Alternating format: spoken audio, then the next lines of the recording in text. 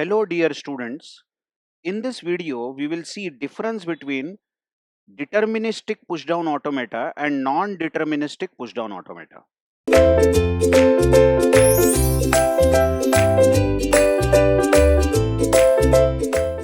So as you see in short, we can call this as DPDA, deterministic pushdown automata.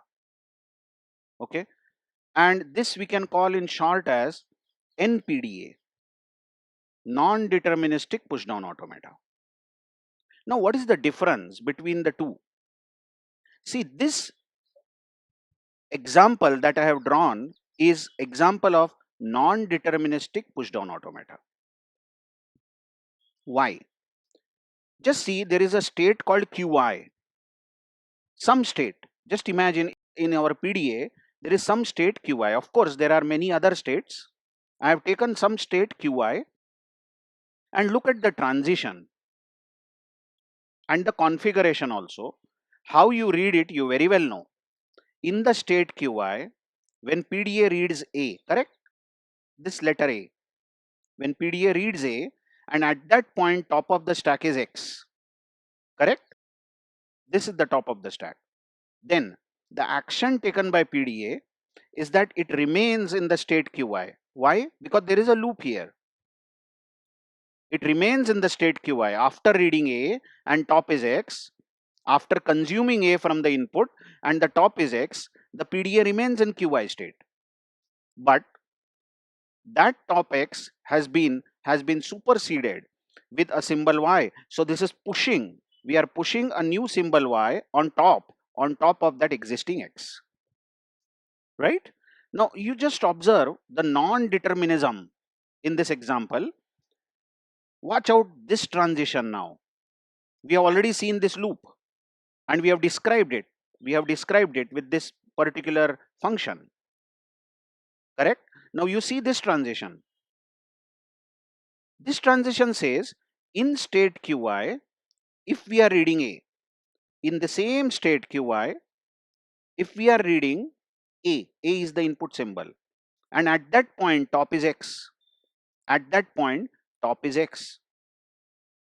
Then the action that we take is that PDA will change to Qj state. Accepted everyone? Qj state. And this X will be popped because epsilon is the action taken. Now you just check why we are calling this as NPDA, non-deterministic. Because for the same input configuration, just see the input configuration.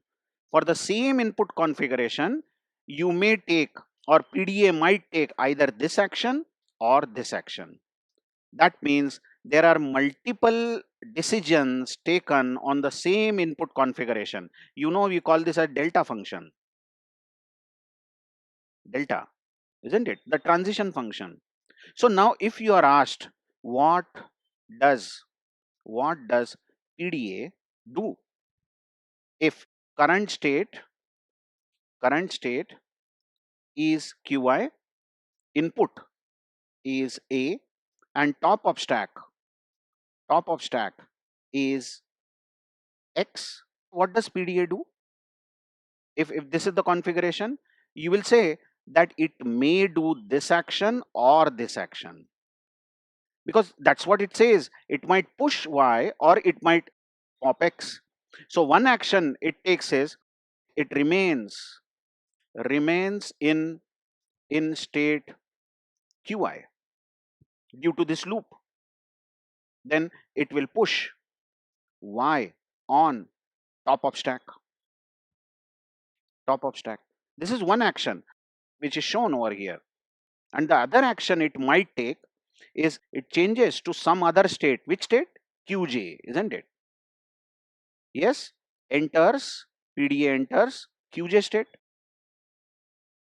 and it pops X from top. You will say if this is the configuration given, either of the two actions will be taken. Either of the two actions. But then I'll say, no, tell me which action exactly will be taken. You'll say, we can't say, we can't determine which action will be taken. it may take this action or it may take this action. That means you are not able to determine for this input configuration which action is taken. That's non-determinism. This is not new to you because you have learned in the past, you have learned NFA and DFA.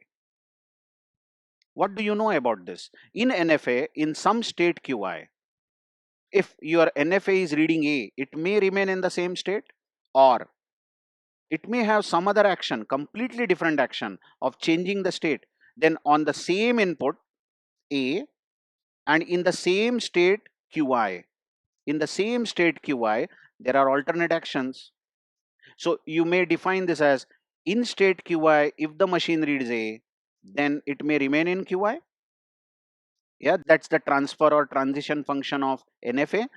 Or in the state QI, if the machine reads A, note the repetition of the configuration, then machine may change to QJ.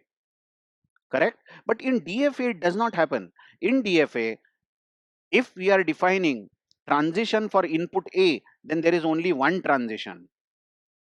That means for any state and for any input, there is only one action taken. There is only one action taken. But in NFA, for a given input and given state, there might be multiple actions taken. Yes, everyone? Now, just check this. That means we are now understanding non-deterministic push-down automata. For the same input configuration, there might be multiple actions, and one of these actions will be taken. But that cannot happen in deterministic push-down automata. That means if we have this as DPDA, and suppose we have said in QI, when push down automata is reading A, top is X, and we are pushing Y on top of X, and we are looping, then there cannot be another transition labeled with AX. That means QI comma A comma X, the transfer function for this can result only in one action. You cannot have another action for QI-AX. You cannot have another action. That is DPDA. DPDA, deterministic push-down automata. This is not possible. The same configuration again for the same state is not possible. Recall that all PDAs that we have seen till now, 3 or 4 PDAs that we saw, were deterministic push-down automatas. Never ever in our past examples, we defined multiple actions for the same configuration. All the machines that we till now designed were DPDA. None of them were NPDA. But then is there any specific application of NPDA? Now you also recall that as you learned NFA and DFA, what you remember, I'm sure, is that NFA and DFA have same power. Same power. What we mean by that is that any problem that can be solved using NFA can be surely solved using DFA, and any problem that can be solved using DFA can be solved using NFA. Both have same power. And the most important thing is, if some problem cannot be solved using DFA, then that problem cannot be solved using NFA, and vice versa. So actually both are equivalent. Both have same power. Both can solve same set of problems. But is that true? Is that true about NPDA and DPDA? No, it isn't. NPDA is more powerful than this DPDA.